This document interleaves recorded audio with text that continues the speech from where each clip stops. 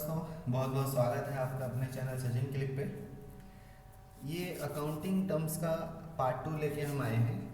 पिछले वीडियो में हम अकाउंटिंग टर्म्स के बारे में सीखे थे। आज भी हम अकाउंटिंग टर्म्स के कुछ और एडवांस टर्म्स के बारे में सीखेंगे। जिन्होंने भी पिछला वीडियो नहीं देखा है, मैंने डिस्क्रिप्शन में लिंक दे दिया है, वो ज़रूर जाके पहले वीडियो को देखें, उसके बाद इस वीडियो को पूरा देखें।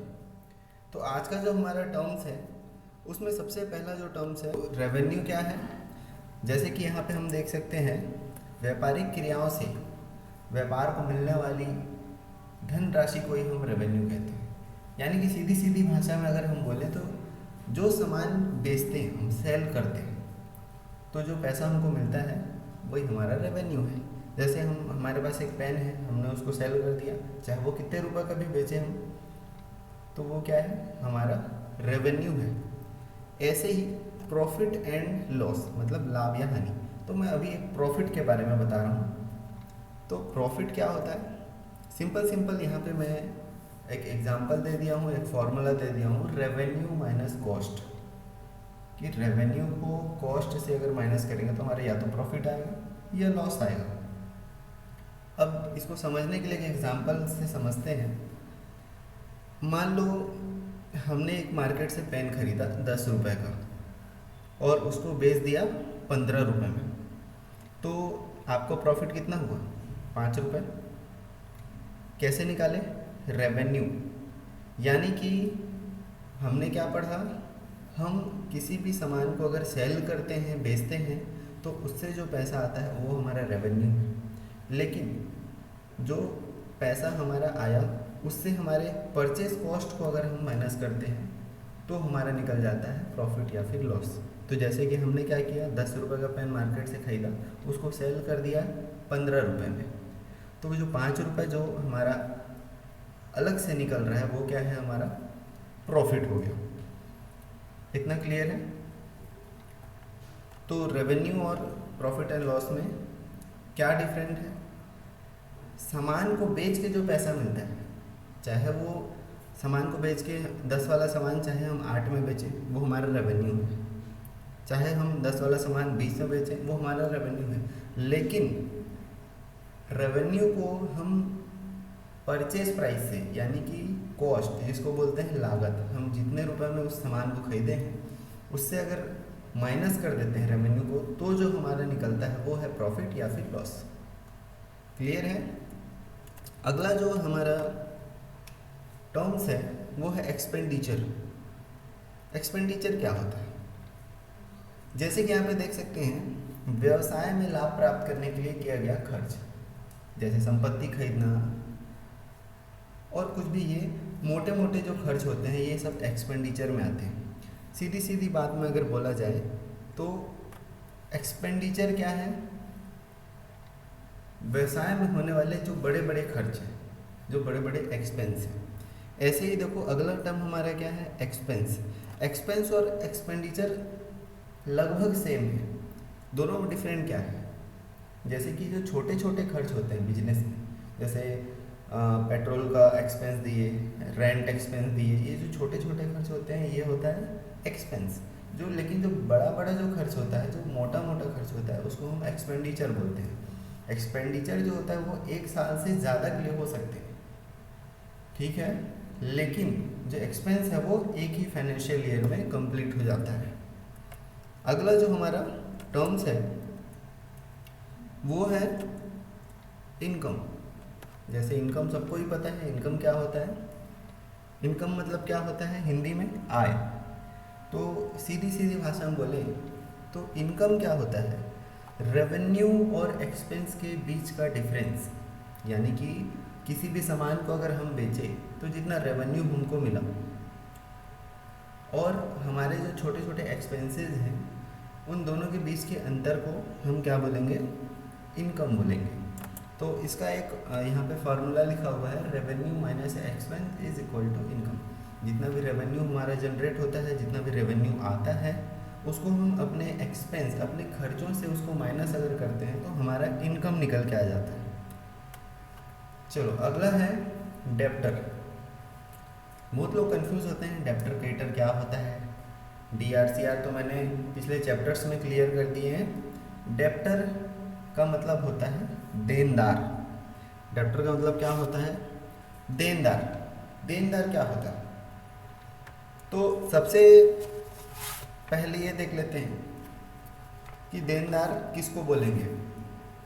ऐसा कोई भी व्यक्ति या फर्म जो माल को हमसे उधारी खरीदता है, यानी कि जिसे हम उधारी में माल बेचते हैं। सीधी सीधी भाषा में बोले तो हमारा जो कस्टमर है, मतलब हमारा जो ग्राहक है, जो हमसे सामान खरीदता है, तो वो हमारा क्या है? डेब्टर है। ऐसे ही हम अगला जो टर्म्स देख लेते हैं। अगला जो टर्म्स है वो क्या है? क्रेडिटर।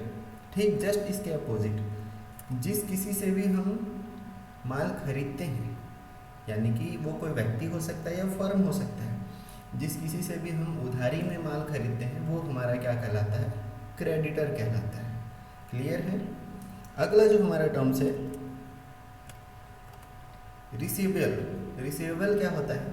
ये बहुत आसान भाषा में बोलें तो हम जिनको भी माल बेचते हैं तो उनसे प्राप्त होने वाली जो राशि होती है, जो पैसा होता है, उसको ही हम रिसीवेबल्स बोलते हैं। जैसे कि हमने क्या किया, डेब्टर्स को माल बेच दिया, अब उनसे हमको पैसा लेना है। 10,000 का सपोज मान लो हमने सेल किया अपने कस्टमर्स को, लेकिन उससे 10,000 रुपये लेना भी तो है।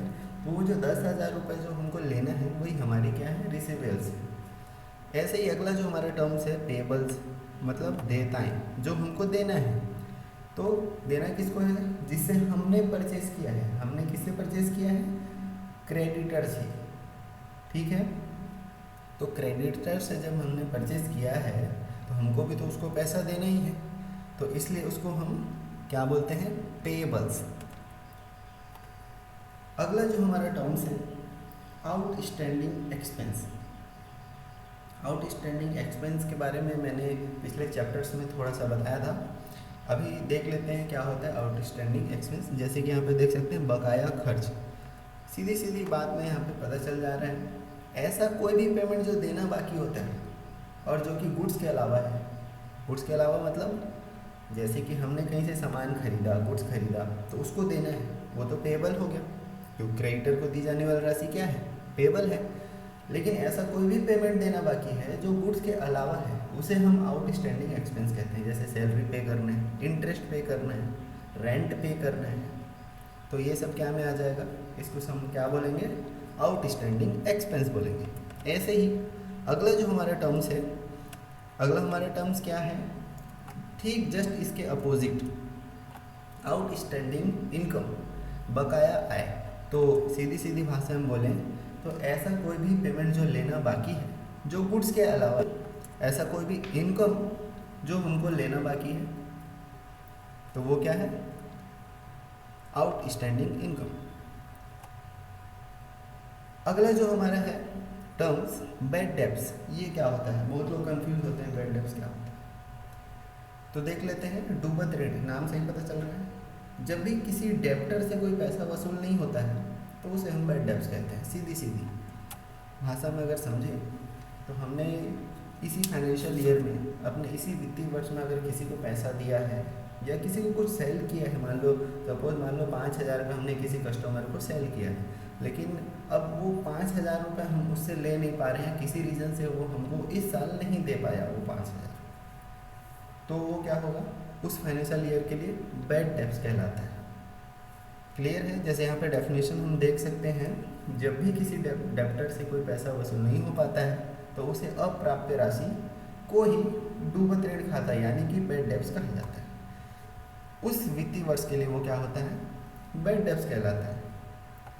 अब सबसे इम्पोर्टेंट जो टर्म्स हैं ये देखते हैं। सब लोग कंफ्यूज होते हैं कि बोलते हैं सर अकाउंट क्या है, अकाउंटिंग क्या है? एक ही चीज़ तो है, एक ही चीज़ है, थोड़ी थोड़ी डिफरेंसेस है इसमें। तो आज समझ लेते हैं अकाउंट, अकाउंटिंग एंड अकाउंटेंसी क्या होती है। तो सबसे पहले देखते हैं अकाउंट। अकाउंट क्या है भाई? तो अकाउंट, अकाउंटिंग एंड अकाउंटेंसी को समझने के लिए यहाँ पे एक डायग्राम में बना के रखा हूँ। तो जो हम लोग लिस्ट बनाते हैं, सबसे पहले हम लोग को कोई सामान लेने जाना है। सपोज मान लीजिए घर पे मम्मी ने कहा जाओ ये सामान लेके आओ, तो क्या करोगे, सबसे पहले लिस्ट बनाओगे कि हमको ये सामान लाना है। तो लिस्ट या समरी जो बनाते हैं तो उसको क्या बोलते हैं, अकाउंट्स बोलते हैं।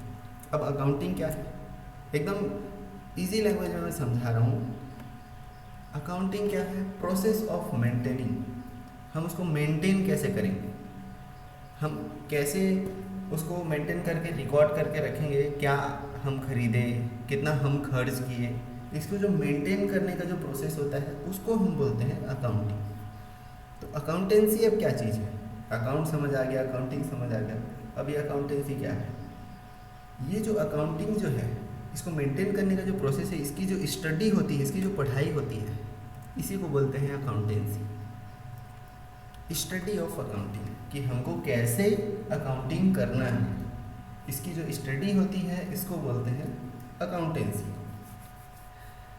तो आज के वीडियो में हमने अकाउंटिंग टर्म्स के सारे पार्ट्स को हमने क्लियर कर लिया है। जिस किसी ने भी वीडियो को लास्ट तक देखा है उनको पूरा समझ आ गया होगा अकाउंटिंग टर्म्स के बारे में। जो भी चैनल में नया है प्लीज़ सब्सक्राइब कीजिए, लाइक कीजिए और शेयर कीजिए अपने फ्रेंड्स के साथ। और थोड़ा सा भी ये वीडियो ज्ञानवर्धक लगा हो तो लाइक ज़रूर करें। Thank you for watching.